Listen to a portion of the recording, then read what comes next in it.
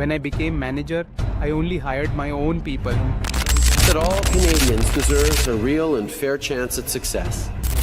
We all know why white students can't find a job in this damn city.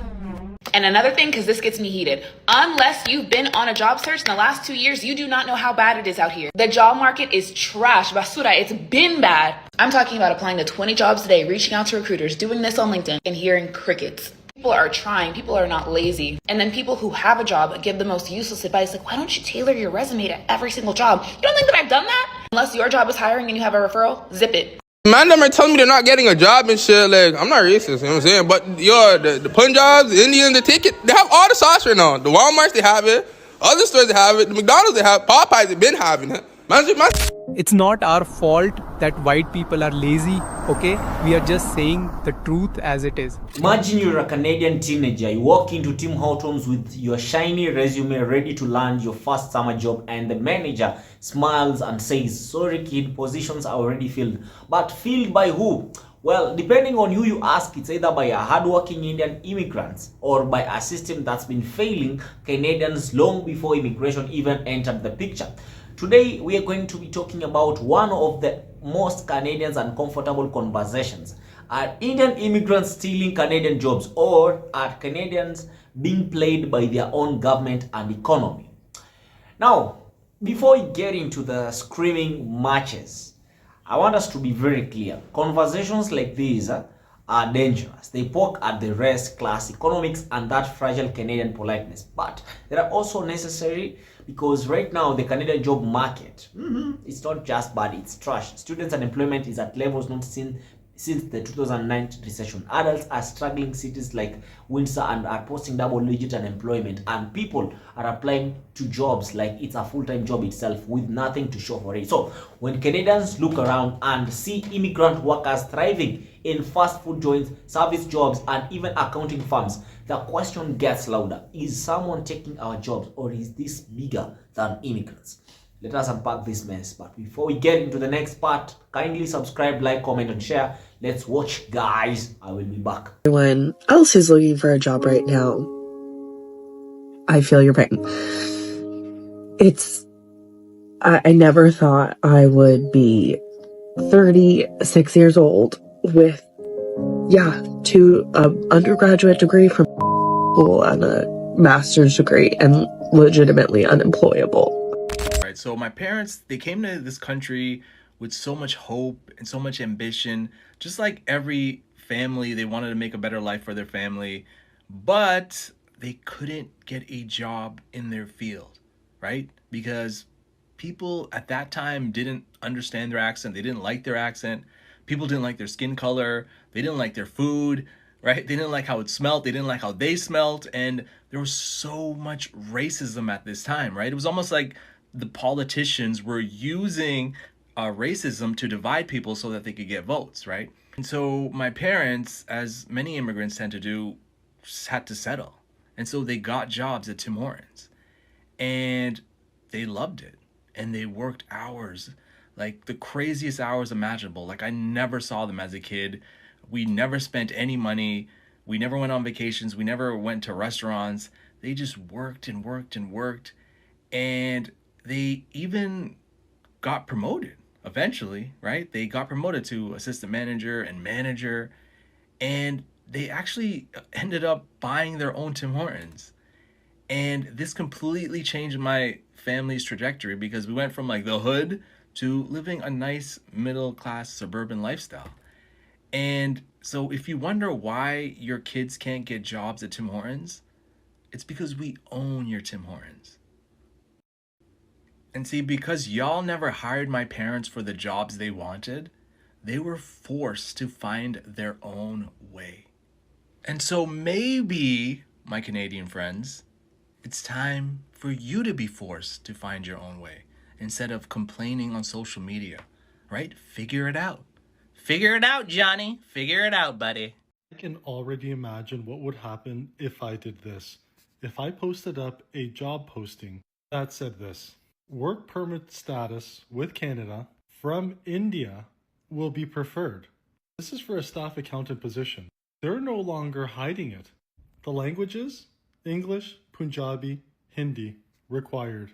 What do you think would happen to me if I said work permit status with Canada, you have to be from England, and I'll give a preference to those people who are from England, or from Italy, or from Spain, and I made that language a requirement?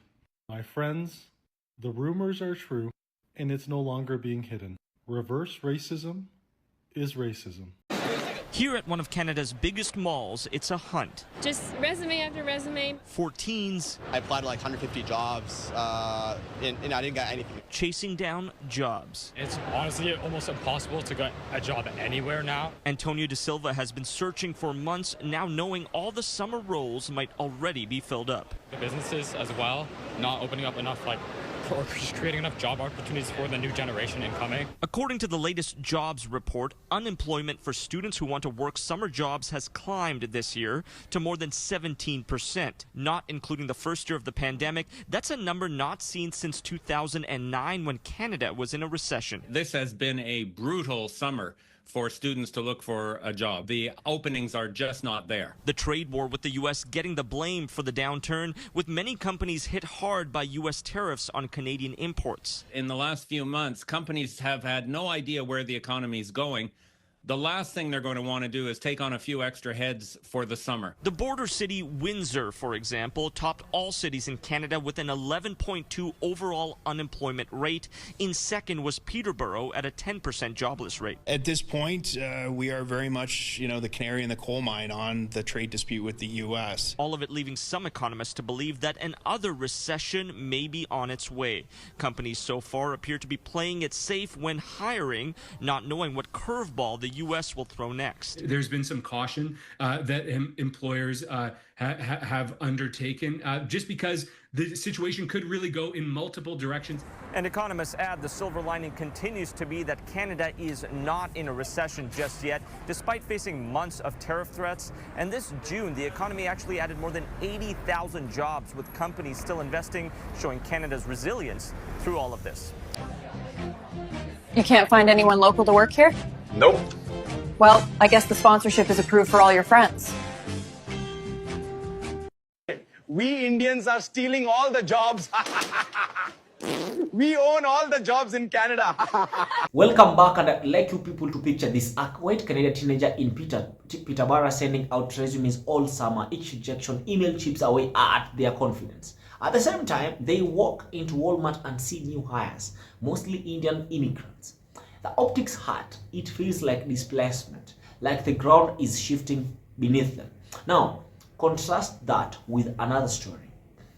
An Indian immigrant's father in the 1990s denied jobs because his English had an accent, because his skin wasn't the right fit for customer-facing roles, because his food smelled different.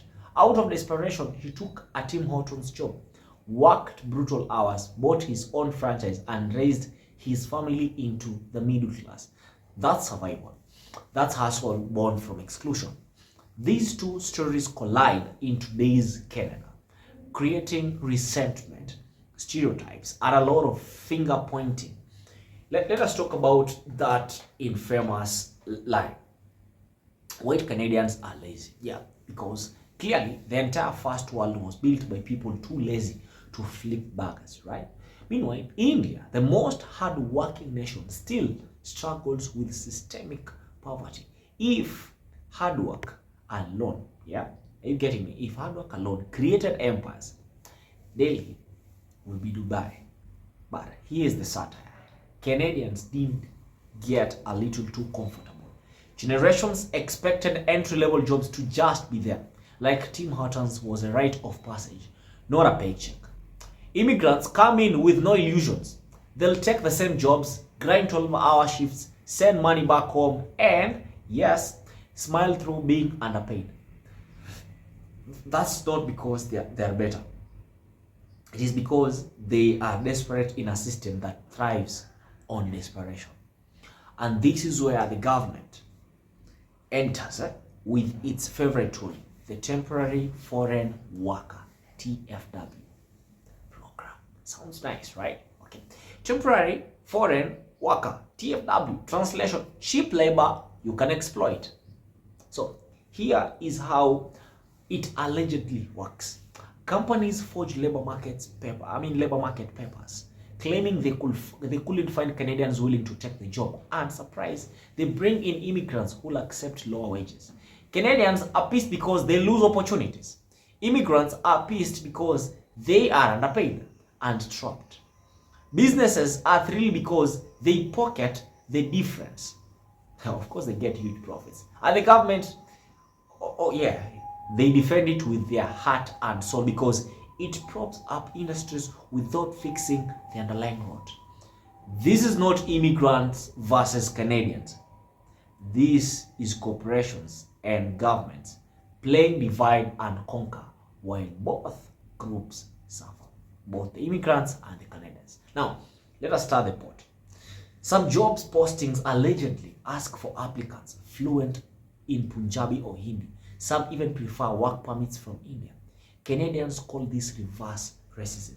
And on the surface, it feels discriminatory. But hold up, guys. Immigrants were once excluded for their accents, their food, their skin. Now, decades later, they own the Tim Hortons, and suddenly, Canadians feel like outsiders in their own economy. That's irony with extra cream and 2 sugars on top. The reality, it's less about reverse racism and more about how economic power shifts hands over generations. The kids of those rejected immigrants now sit in managerial chairs. And guess what? They sometimes favor their own people too. Yeah, that's nepotism, but yes. Is it fair? No, but it is payback. Absolutely, yes. It's the messy cycle of power and exclusion. So here is what people, they don't want to hear. Blaming immigrants is lazy politics. Yes, Indian workers fill jobs Canadians used to hold. But why? Because Canada's economy is stagnant. Because trade wars and tariffs wrecked industries. Because companies hold profits instead of creating jobs. Because politicians wave around job creation numbers while people on the ground starve for opportunities. Immigrants ain't the villain. They are the pawns. They're just being used. Canadians ain't lazy. They are disillusioned. The real villain is a system that failed long time ago. One that uses immigration as a distraction while quietly eroding job security for everyone. So, the next time someone says immigrants are stealing our jobs, quote unquote, ask them this question. Who benefits more? The immigrant making minimum wage at Tim Hortons, or the corporation paying them less while the government turns a blind eye? Canada's job market is not being stolen by immigrants. It is being gutted by capitalism, globalization, and political cowardice. Immigrants are the scapegoats. Canadians are the casualties. And the only winners are the businesses cashing in on cheap labor. If Canada wants to fix this, it needs to stop fighting over scraps and start building a system where nobody has to be exploited, just has to survive. Until then, Canadians and immigrants will keep glaring at each other across the counter at Tim Hortons when they should be glaring at Parliament Hill. Because let's face it, guys, the real thieves ain't immigrants. They are in suits, not aprons. Thank you for watching. I hope to see you